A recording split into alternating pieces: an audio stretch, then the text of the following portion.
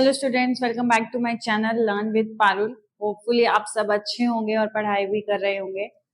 जैसे कि हर वीडियो की स्टार्टिंग में मैं आपको बोलती हूँ, जिस बच्चे ने अब तक मेरा चैनल सब्सक्राइब नहीं किया है वो बेटा प्लीज पहले चैनल को सब्सक्राइब कर लीजिए ताकि लेटेस्ट अपडेट्स आपको मिलती रहें, कोई भी वीडियो आपकी मिस ना हो। ठीक है, अब हम टॉपिक की बात करते हैं। अभी कम्युनिकेशन का ही हम पढ़ रहे हैं। कम्युनिकेशन आपका बस खत्म होने ही वाला है, थोड़ा सा पार्ट इसका पेंडिंग है, वो आप कंप्लीट कर लो, फिर मैं प्रीवियस ईयर क्वेश्चंस भी आपको इसके करवा दूंगी। ठीक है, कम्युनिकेशन के अंदर हमने अफेक्टिव कम्युनिकेशन स्टार्ट किया था। अफेक्टिव कम्युनिकेशन में मैंने आपको क्या बताया था कि जब आपको सामने वाले से कोई रिस्पॉन्स आ रहा है, मतलब कोई फीडबैक अगर आपको मिल रही है, तो जो आपका कम्युनिकेशन होता है वो कैसा हो सकता है, अफेक्टिव हो सकता है। ठीक है, तो feedback is necessary for the affective communication. क्योंकि अब जैसे आप मुझे कमेंट करते हो, कई बच्चे मुझे बहुत कमेंट्स भी करते हैं वीडियोस पे, मुझे अच्छा लगता है, मुझे मोटिवेशन मिलती है। ठीक है, तो मुझे मेरा भी मन करता है मैं आपको जल्दी जल्दी सिलेबस कवर करवाऊं। ठीक है, तो थोड़ा सा कम्युनिकेशन बेटर रहता है। ठीक है, तो आप मुझे अच्छे अच्छे कमेंट करते रहिए। ठीक है, अब अगर हम टॉपिक की बात करें तो हमने प्रिंसिपल्स स्टार्ट किए थे, आज हम मैसेज डिजाइनिंग के प्रिंसिपल्स कर रहे हैं for the affective communication. Affective communication का ही पार्ट है ये।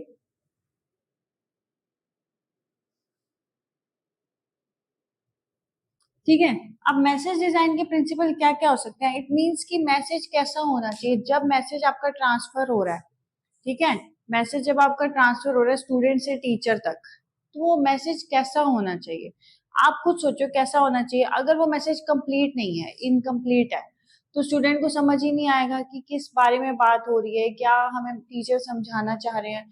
तो आपका जो है, आपका मैसेज है वो कंप्लीट होना चाहिए।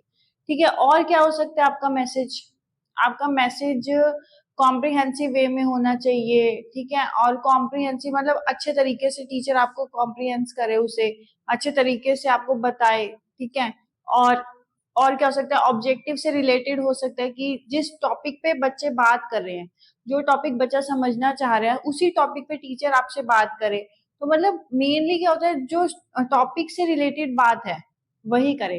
सपोज मैंने आपको एक एग्जांपल बताया था कि आप मैथ्स में परफेक्ट हो, आपका फ्रेंड इंग्लिश में परफेक्ट है, तो आप कम्युनिकेशन अच्छा नहीं कर पाओगे। आप मैथ्स के बारे में बात करते रहोगे और वो इंग्लिश के बारे में बात करता रहेगा, उसे मैथ्स पसंद नहीं, आपको इंग्लिश पसंद नहीं है, तो कम्युनिकेशन आपका एक बेटर तरीके से नहीं हो पाएगा। तो जो हमारा मैसेज होता है वो कैसा होना चाहिए, related to objectives.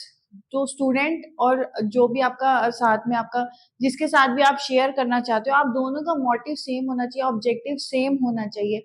Same topic पे बात हो रही हो तो आप लोग इंटरेस्ट लोगे, अदरवाइज आप इंटरेस्ट नहीं लोगे। सपोज कि कुछ लोगों को मूवीज देखना लव स्टोरी पसंद है, कुछ लोगों को थ्रिलर मूवीज पसंद है।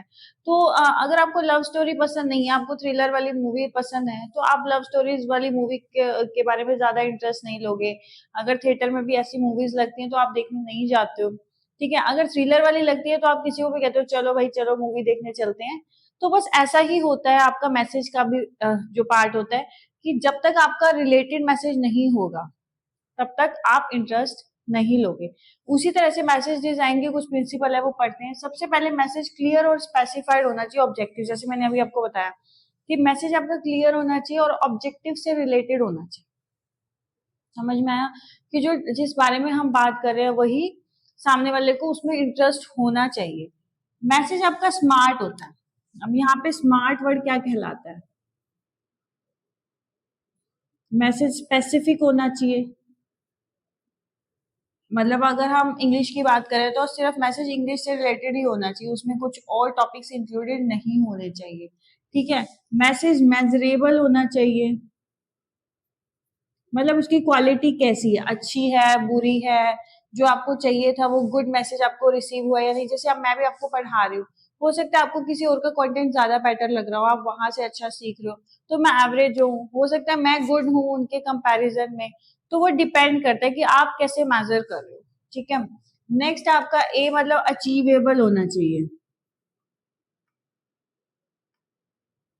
अचीवेबल का मतलब होना चाहिए कि सामने वाले को जो इन्फॉर्मेशन चाहिए वो उसे मिल जानी चाहिए। ठीक है, नेक्स्ट आपका होता है आर। आर होता है आपका रियलिस्टिक होना चाहिए, मतलब फालतू की बातें नहीं करनी है इसके अंदर। ठीक है, रियल वर्ड से रिलेटेड ही बात करनी है, मतलब मैसेज फेक नहीं होना चाहिए, आपका मैसेज रियल होना चाहिए, मैसेज रियलिस्टिक होना चाहिए। After that T time frame, एक विद इन टाइम फ्रेम ही आप अपने मैसेज को डिलीवर कर पाओ, अदरवाइज सामने वाला भी क्या हो जाएगा, बोर हो जाएगा। अगर आप एक ही बार बार रिपीट कर रहे हो, 10 टाइम्स आपने रिपीट कर दिया, तो सामने वाला भी उस मैसेज को लेके क्या हो जाएगा, बोर हो जाएगा। तो एक टाइम फ्रेम लिमिट होनी चाहिए जिसमें आपको वो मैसेज सामने वाले तक क्या करना है, पहुंचाना है। ठीक है, आफ्टर दैट आपका आता है रेलेवेंट टू द ऑब्जेक्टिव, आपका हो गया है। प्रॉपरली सीक्वेंस्ड होना चाहिए मैसेज। अगर मान लो मुझे हेलो हाउ आर यू बोलना है, अगर मैं बोलूं आर यू हाउ हेलो, तो आप नहीं समझ पाओगे। ठीक है, तो जो एक मैसेज होता है उसका सीक्वेंस प्रॉपर होना चाहिए। जैसे मैंने हेलो हाउ आर यू बोला, तो समझ गए ना कि पहले आपने हेलो बोला, उससे और पूछा आप कैसे हो। अगर मैं लिखूं आर हाउ हेलो यू, तो क्या ये मैसेज समझ में आएगा सामने वाले को, नहीं आएगा। तो एक मैसेज क्या होना चाहिए, प्रॉपर सीक्वेंस में होना चाहिए। अब सीक्वेंस में बहुत सारी चीजें आती है, इसमें सिंपल टू कॉम्प्लेक्स होना चाहिए, मतलब आप धीरे धीरे शुरुआत करो। जैसे अगर आप ट्रिग्नोमेट्री पढ़ रहे हो, तो आपको पता होना चाहिए पहले तो साइन थीटा क्या होता है, कोस थीटा क्या होता है, टेंजेंट थीटा क्या होता है, कौन कौन से एंगल्स इसके बनते हैं। ठीक है, आफ्टर दैट ही आप इसको एक फॉर्मूले में इंप्लीमेंट कर पाओगे। ठीक है, जैसे अगर आपको साइन थीटा कोस थीटा के बारे में पता है, तभी आप टेंजेंट थीटा भी कैलकुलेट कर पाओगे ना। तो सिमिलरली ऐसी चीजें होती है कि पहले आपको छोटी चीजें पता होनी चाहिए, उसके बाद ही आप बड़ी चीजें कर पाओगे, अदरवाइज नहीं कर पाओगे। इजी टू डिफिकल्ट भी ऐसा ही हो गया। नोन टू अननोन का मतलब होता है कि आपको मैंने कुछ बता दिया। ठीक है, इस टाइप को हम शायद डिडक्टिव रीजनिंग भी बोलते हैं। ये टॉप टू बॉटम वर्क करती है। ठीक है, जैसे कि मैंने बोला all man are mortals, all man are honest बोल देते हो, चलो ठीक है।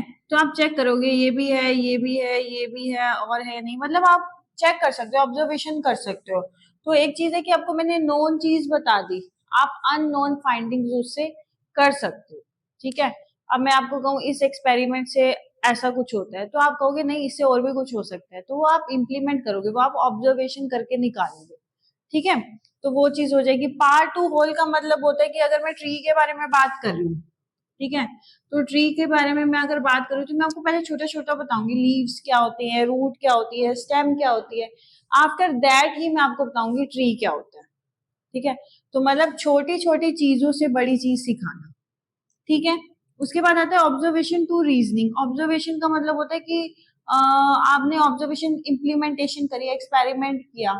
ठीक है, आफ्टर दैट उसके आप प्रॉपर रीजनिंग में चले गए कि एनालिटिकल है, डिडक्टिव है, इंडक्टिव है, किस टाइप की रीजनिंग है। ठीक है, तो ये सारी चीजें आपको कहती है कि जो आपका मैसेज है वो प्रॉपरली क्या होना चाहिए, सॉरी प्रॉपरली सीक्वेंस्ड होना चाहिए। ठीक है, उसके बाद नेक्स्ट प्रिंसिपल आपका आता है use language comprehensible to learners. Yes, आपको वो लैंग्वेज यूज करनी चाहिए जो सामने वाले लर्नर्स को आती हो, सामने वाले लर्नर्स उस लैंग्वेज में बात करते हो, अदरवाइज उस लैंग्वेज का कोई फायदा नहीं है। जैसे कि आपको हिंदी और इंग्लिश समझ में आती है, तो मैं हिंदी इंग्लिश में ही आपके साथ कम्युनिकेशन कर रही हूँ। अगर मैं फ्रेंच लैंग्वेज या कोई और लैंग्वेज यूज करूंगी तो आपको पल्ले नहीं पड़ेगा कि मैं क्या आपको समझाना चाह रही हूँ। ठीक है, तो जो लैंग्वेज लर्नर्स को समझ में आ रही है, आपको वही लैंग्वेज, उसी लैंग्वेज में सामने वाले से बात करनी चाहिए। Use appropriate symbols. सिंबल्स आपको अप्रोप्रिएट यूज करने चाहिए। जैसे ट्रैफिक लाइटिंग में कई सिंबल्स होते हैं, स्कूल का सिंबल होता है, इट मीन्स आगे स्कूल है। अगर वो सिंबल प्रॉपर नहीं होगा, कुछ और सिंबल बना हुआ होगा, तो हम नहीं समझ पाएंगे कि वो किस चीज का सिंबल है।